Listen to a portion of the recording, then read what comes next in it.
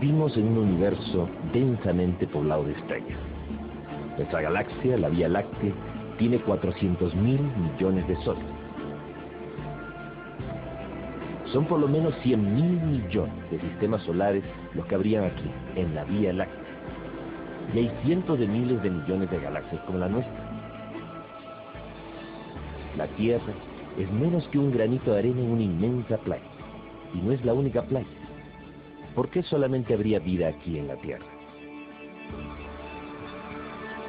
MC Castepol presenta.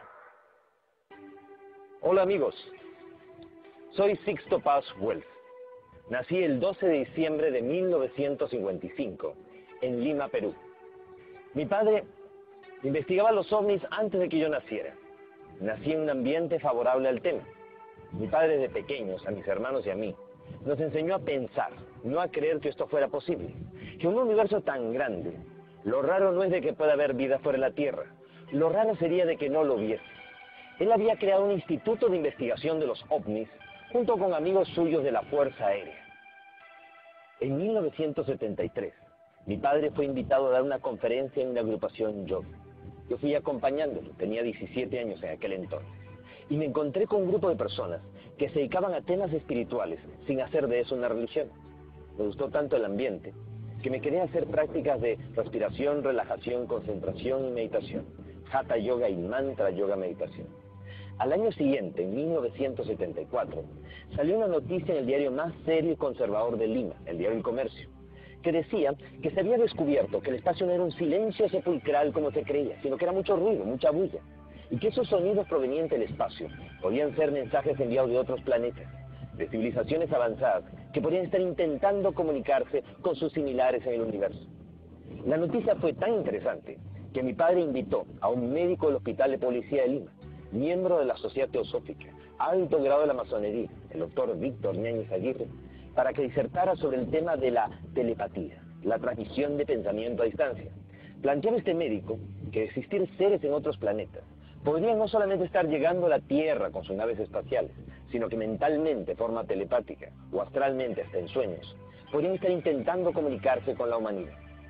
La noticia fue tan interesante, de regreso a la casa, le conté a mi madre y a mi hermana de lo que se había hablado, e intentamos, como jugando, recibir un mensaje. Mi madre, mi hermana y yo nos sentamos en torno a una mesa, pusimos unas hojas de papel y un lápiz, y acordamos que al primero que le viniera a la mente una idea que considerara que no fuera suya, la iba a anotar en el papel y después íbamos a ir concatenando las ideas, buscando un probable mensaje.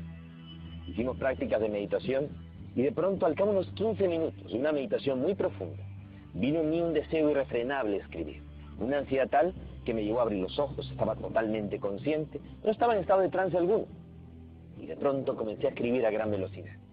Sentía en mi mente como que me hablaban al oído, como que me decían: sala de hogar buena para hacer la comunicación. Me llamo Oxal, soy de Morlen, ustedes le llaman Ganímedes, una de las lunas de Júpiter. Podemos tener contacto con ustedes, pronto nos vean. Naturalmente yo no creí que esto fuera real, pensé que era producto de mi imaginación. Sin embargo, mi madre y mi hermana me dijeron que habían recibido lo mismo, solo que no lo habían escrito. Yo lo había redactado simultáneamente en la medida en que lo iba recibiendo mentalmente. Era una psicografía, el fenómeno de escritura automática. Al día siguiente, con un grupo de amigos, repetimos el experimento y pedimos una prueba. Fuimos el 7 de febrero de 1974 al desierto de Chilca, al sur de Lima, donde el mensaje supuestamente nos estaba citando. Estuvimos allí desde el día anterior. No fuera a ser de que viéramos un meteorito, un satélite, un avión y nos confundiéramos y pensáramos que era el avistamiento anunciado. De pronto, se produjo un extraño resplandor. Detrás de los cerros se iluminó la noche como si fuera de día. Y todos hemos visto salir de entre los cerros un objeto luminoso que se desplazó sobre las crestas de las montañas. Quedó estable en el horizonte del lado derecho. El grupo que estaba disperso empezó a congregarse y todos empezamos a confrontar. Tú lo ves, yo también, ¿qué es esa luz? Cuando de pronto comenzó a ir descendiendo hasta que se colocó a una altura de unos 80 metros. Proyectó una luz como de mediodía. Era un objeto en forma de disco con una media docena de ventanitas. Todos sentimos pánico, terror. Nunca habíamos sentido tanto miedo como aquel instante. Y todos captamos en nuestra mente como que nos decían que no bajaban en ese momento, porque nosotros no podíamos contener nuestras emociones, de que habría un tiempo y un lugar. Meses más tarde la nave aterrizó en el desierto y lo vimos físicamente. seres de aspecto antropomorfo, humanoides, similares a nosotros. La comunicación inicialmente fue de tipo telepático. Si todo hubiese quedado allí, no hubiera tenido la menor trascendencia. Lo interesante es que un periodista español, Juan José Benítez, mundialmente conocido en la actualidad por la serie de los libros del caballo de Troya, cuando solamente era un corresponsal más de la agencia EFE, fue enviado al Perú a cubrir la insólita noticia de este grupo de adolescentes que afirmábamos tener contacto con extraterrestres. Él nos acompañó al desierto de Chilca, y él, a la hora exacta del día de la cita, según nuestros mensajes, pudo ver aparecer en el cielo, para él, 2 ovnis, objetos voladores no identificados. Para nosotros eran BETs, vehículos extraterrestres dirigidos, demostrándoles que esto es una realidad y que sí es posible establecer un contacto, una comunicación con estos seres. De regreso a España, escribió su primer libro, OVNIS SOS a la Humanidad, de Editorial Plaza y Janel. Y eso hizo de que la experiencia de su contacto fuera conocida a nivel mundial. Con los años, el contacto fue cada vez más fluido y permitió recibir de estos seres la información que vamos a compartir con usted.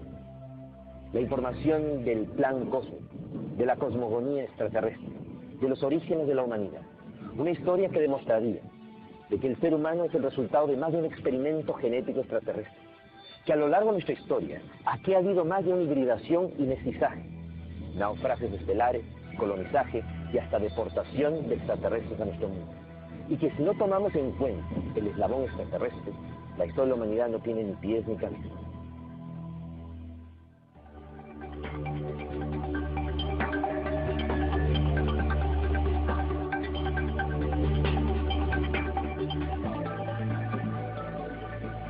OVNIS. Nuestro pasado extraterrestre.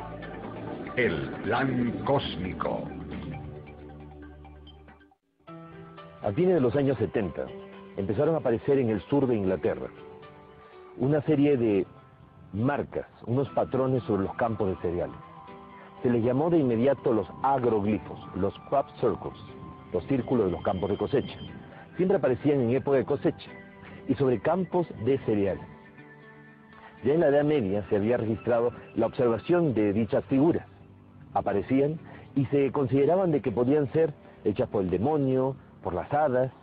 Se les llamaba justamente círculo de las hadas y se advertía a la gente de que no se metieran en ellos porque podrían desaparecer. Cuando empiezan a aparecer estas figuras en los años 70, inicialmente eran figuras geométricas, círculos, triángulos, rectángulos. Inicialmente, cuando solamente eran círculos, se pensó que podían ser un fenómeno de geomagnetismo o algún tipo de remolino de viento, de pequeño tornado. Pero cuando ya las figuras se fueron tornando más complejas, estéticamente más bellas y más grandes, ya realmente hubo un interés, una preocupación por investigarlas. Y más aún cuando se dieron cuenta que las espigas no estaban más que dobladas, o sea, no estaban rotas, no era el fraude de una persona que las había pisado o algo demasiado violento, sino algo tan sutil que simplemente las había doblado y había una extraña como mutación en los cristales de los granos de las espigas, lo cual demostraba que había habido una fuerza magnética, una energía que había plasmado las figuras.